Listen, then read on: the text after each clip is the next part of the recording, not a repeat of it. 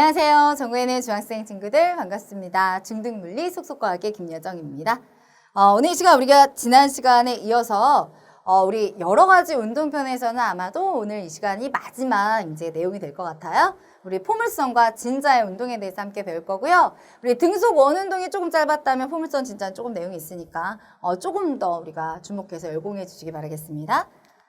속력과 운동 방향이 둘 다 변하는 운동의 가장 대표적인 케이스가 포물선, 진자 운동이다라고 보시면 되는데, 우리 포물선이라는 모양은 뭐 이런 모양이죠. 지금 여기 그림처럼 비스듬히 물체를 던져 올린 거지. 우리 운동장에서 축구공을 뻥하니 차 올린 거야. 그래서 비스듬히 던져 올린 물체가 포물선 궤도를 따라 움직이는 운동을 일컬어서 우리는 포물선 운동이다라고 표현하고요. 이 물체의 이제 운동 모습과 각 지점에서 이제 속력을 나타내 보면, 이것은 사실 포물선은요, 두 방향으로, 수평 방향과 수직 방향으로 분해를 할 수가 있어요.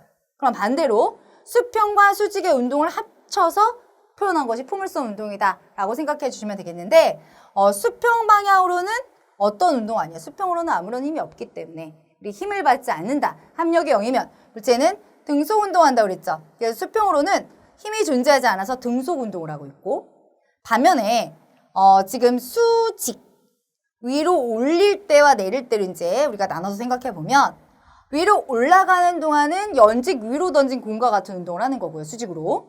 아래로 내려오는 동안은 우리 낙하 운동과 같은 운동을 하는 거지. 즉 포물선 운동이란 수평 방향의 등속 운동과 수직 방향, 위로 올라가는 동안은 연직 운동, 내려오는 동안 낙하 운동 둘을 합해서 하나로 표현한 운동이다 라고 생각해 주시면 되겠고요. 그래서 수평으로는 등속 운동을 하고 있고, 반면에 수직 방향으로는 힘과 운동 방향이 나란한, 올라갈 때는 힘은 중력이요, 운동 방향이 위쪽, 서로 반대 방향이기 때문에 속력이 감소하는 거죠. 그래서 올라갈 때는 힘과 운동 방향이 반대 방향이기 때문에 속력 감소, 내려올 때는 힘의 방향과 운동 방향이 같기 때문에 속력 증가. 그래서 수직으로는 우리 연직 상방 운동, 연직 위로 던진 공이나 아니면 자유낙하와 같은 운동을 한다라고 보시면 되겠습니다. 다음, 그럼 포물선 운동에서의 가장 꼭대기 점을 일컬어서 우리가 최고점이라고 불러요. 그럼 학생들한테 이제 선생님이 우리 오프라인 같은 데서 강의를 하다 보면 포물선 운동에서 가장 꼭대기 이 지점에서 속력이 얼마니? 라고 하면 거의 10명 중에 9명 학생은 제로예요. 속력이 0이에요. 라고 말합니다. 여러분, 속력이 0이면은 어떤 운동을 하는지 생각을 해보면, 여기서 힘을 받지 못하고 밑으로 떨어지는 운동을 할 거야. 그런데 최고점에서 비스듬하게 떨어진다는 건 가장 꼭대기에서 뭔가의 속력이 존재하는 거지. 그럼 그게 이제 뭔지 볼게요. 우리 결론부터 말씀드리면 최고점에서 속력은 결코 0은 아니에요. 있어요. 물론 그 속력값은 작아요. 모든 지점에서에 비해서 최소값, 가장 작은 값을 나타내는데, 그 이유 중에 하나는 선생님 포물선 운동은 좀 전에 수평 방향과 수직 방향으로 나눌 수 있다고 했어. 그런데 수평 방향으로는 힘이 없기 때문에 등속 운동을 하고 있어요. 어느 지점에서나 속력이 똑같아. 반면에 수직 방향으로는 위로 올라가는 동안에 가장 꼭대기에서 속력 제로 맞아요. 하지만 가장 최고점은 우리 수평 방향과 수직 방향 두 방향의 속력을 합해서 나타낸 속력이 나온다는 거지. 그럼 수직으로는 가장 꼭대기에서 속력이 공을 위로, 연직 위로 던진 공처럼 제로지만, 수평 방향으로는 처음부터 끝까지 등속 운동을 하기 때문에 등속 운동에 의한 속력이 존재해요. 그래서 가장 꼭대기에서 속력값은 0이 아닙니다. 0이다라고 말하면 절대 안 돼요. 물론 가장 작은 값이긴 하지만 수평 방향으로 계속 등속 운동이라는 걸 하기 때문에 가장 꼭대기에서도 수평 방향의 속력이 존재한다라는 거 기억해 주시면서, 그럼 작용한 힘이 뭐냐 이거예요. 우리 포물선 운동에서는 오로지 중력이라는 힘이 처음부터 끝까지 작용합니다. 중력의 방향은 지구 중심 방향, 연직 아래 방향이죠. 지금 파란색으로 표현된 거 보이시죠? 이 파란색으로 표현된 게 중력인데요. 그 크기는 변함이 없어. 위로 올라가는 동안 내려오는 동안 똑같은 크기. 이것도 정말 잘 물어보는 케이스 중에 하나이기 때문에 선생님이 조금 중요 표시 좀 해볼게요. 지금 중력이 위로 올라갈수록 이 화살의 길이가 짧아진다고 생각하는 친구들이 있어서 요 정도 높이에선 중력은 다 똑같아요. 그래서 이 화살의 길이 무조건 똑같이 표현해줘야 되고 아래쪽으로, 즉 일정한 크기의 힘이 작용하고 있고요. 다음, 그런데 운동 방향이, 선생님 곡선을 그리는 거, 우리 곡선을 그릴 때 운동 방향 표시는 어떻게 들어가냐? 우리 곡선일 때 운동 방향 보시는 원에 접하는 지금 이게 포물선 모양을 선생님이 일단 먼저 자리를 잡아둔 후 운동 방향 표시할 때는 원에 접선을 그을게요. 그럼 여기에서는 이렇게 접하게. 그럼 각 지점에서 힘의 방향, 빨간색 힘의 방향과 지금 보라색의 운동 방향이 이루는 각이 어때요? 나란하지도 않고요. 90도 아니고 비스듬하지. 이렇게 비스듬할 때는 속력도 변하고 방향도 변해요.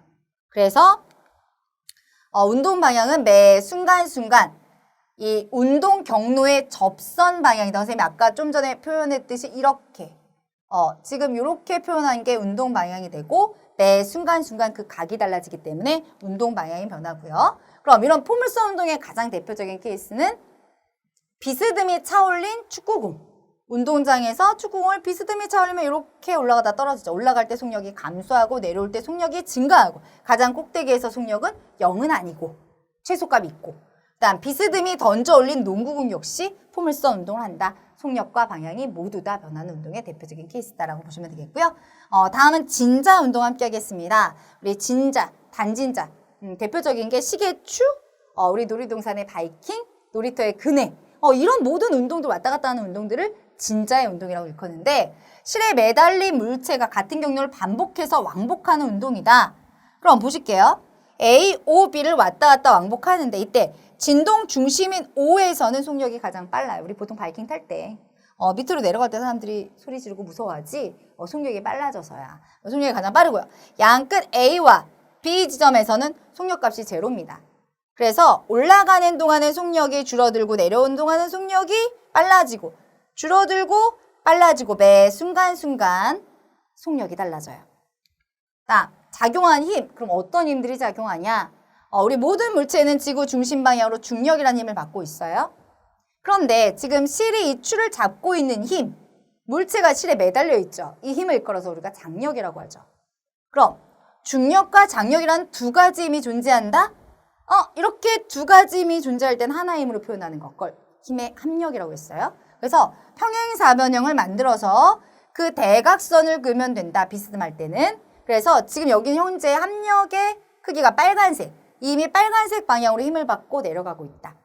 그리고 물체의 운동 방향은 이 곡선에 접하는 접선 방향으로 운동하겠지. 힘의 방향과 운동 방향이 비스듬하죠.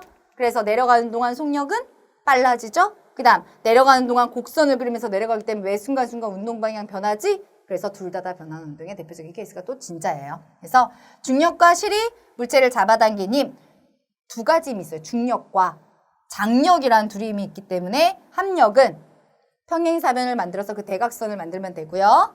합력이 물체의 운동 방향. 선생님 지금 현재 보라색으로 표현한 게 물체의 운동 방향이지 운동 방향과 비스듬한 방향으로 작용하고 있습니다.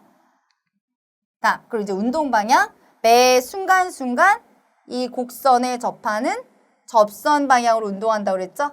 이렇게 계속 왕복 운동한다라는 거 보시면 되고요. 그래서 매 순간순간 운동 방향도 달라지는 운동의 가장 대표적인 게 진자예요. 그다음 또 하나 선생님 설명드릴 내용 중에 하나가 뭐냐면 여기에서 여기 O 지점을 보세요. O 지점 같은 경우는 위쪽의 장력과 아래쪽의 중력이 평형을 이루게 돼. 힘의 크기는 같고 방향은 반대고 동일한 직선상에 있기 때문에 평형이야. 그럼 평형이라고 해서 얘가 갑자기 멈추나요? 우리 힘이 존재하지 않더라도 우리 평형일 때는 합력은 제로야. 힘이 없더라도 우리 과학에서 어떤 성질이 있어? 물체가 갖는 고집, 관성이 있다고 그랬죠? 관성이라는 성질에 의해서 얘가 가는, 운동하는 그 방향이 지금 현재 오른쪽이었기 때문에 오른쪽으로 가요. 그러니까 오른쪽으로 올라가다 보면 또 다시 장력과 중력이 비스듬해지니까 힘을 받게 되면서 계속 운동하는 그 운동을 진행을 할 수가 있게 되는 거지. 그래서 O 지점에서 우리 합력이 제로라고 해서 멈추는 게 아니다라는 거 관성에 의해서 운동하는 그 방향으로 계속 움직여진다. 다음, 그럼 진자의 운동에서 주기진도수, 우리 주기운동이라는 거 선생님 설명드렸죠? 등속 원운동도 그렇고 진자도 매 순간순간 반복적으로 나타난다. 이런 운동을 일컬어서 선생님 주기운동이라고 불렀죠? 지금 A, O, B, O, A 왔다 갔다 이렇게 한다고요. 이때 주기라는 개념이 뭐였지? 주기는 시간이죠. 1회 왕복하는데 걸리는 시간을 의미한다. 그래서 단위는 초라한 단위 썼고 그럼 여기서 1의 의미가 뭐냐 이거예요? 예를 들어 A, O, B까지 가는데 문제에서 5초가 걸렸대요. 그리고서 주기를 구하세요 라고 했다면 어떻게 들어간다? 주기는 갔다 되돌아와서 원점에 딱 와야지만 1회예요. 그래서 A, O, B까지 가는데 5초가 걸렸다면 다시 되돌아오는데도 5초가 걸리니까 주기는 10초라고 해줘야겠죠? 그래서 진자운동에서의 주기는 제자리에 되돌아와야 되기 때문에 A, O, B, O, A까지 그걸 1회라고 보고 그때의 시간이 주기. 그럼 진동수란? 진동한 횟수로 1초 동안 과연 왕복운동을 몇 번 했니? 그 횟수로 역시 헤르츠라는 단위를 씁니다. 좀 전에 우리가 5초 걸렸어요. 그러면 어떻게 구해요? 5분의 1 이렇게 나타내서 0.2 헤르츠 이렇게 주기와 진동수가 서로 역수관계라는 거. 다음 진폭 갈게요. 만약 문제에서 여기서부터 A에서 B까지 10cm다 라고 하고 진폭을 구하세요 라고 했습니다. 진폭은 이런 개념이죠. 진동의 폭이야. 그런데 중심에서 얼마나 벗어났는지를 따지는 게 진폭이에요. 그럼 전체 10이 아니라 중심이라는 것은 O지점이죠. 이 진동 중심에서 가장 끝에 왔을 때 여기 B나 A점까지의 이 수평거리, 이게 진폭이라고. 그래서 여기선 OA, OB 이게 진폭이기 때문에 전체가 10이라면 5cm라고 말해줘야 됩니다. 진동 중심에서 얼만큼 벗어났는지 여부를 나타내는 것이 바로 진폭이라는 거. 이거 잊지 마시고요. 다음 진자의 운동을 선생님 이제 타점으로 우리 시간 기록계죠. 우리 시간 기록계의 원리가 일정 시간 간격으로 점을 찍는다고 그랬어. 그럼 볼게요. A 지점에서는 속력값이 얼마라고 그랬어? 제로죠. 하지만 O로 내려가면서 속력이 점점 빨라지고 위로 올라가면서 속력이 느려지고 B 지점에서 다시 속력값은 0이 되고 지금 속력이 수시로 변동이 되죠.